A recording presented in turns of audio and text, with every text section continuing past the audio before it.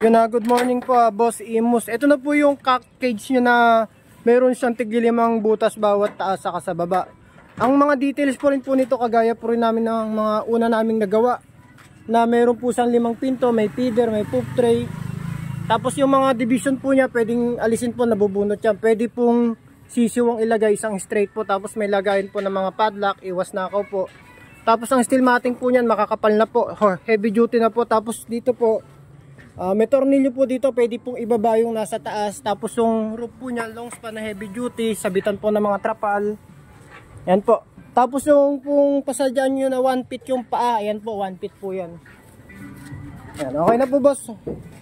Tapos sa likod po pala naglagay kami na parang ventilation po niya. Pero ito po, para in case po lumabas po yung ulo niya, hindi po sila mag-aabot, mag-aaway po. Okay. Tapos ito po yung dalawang lamesa nyo na plant truck. Ito po pang plant truck nyo po, na heavy duty po. Okay na po, on the way na po, magsasakay na po sila.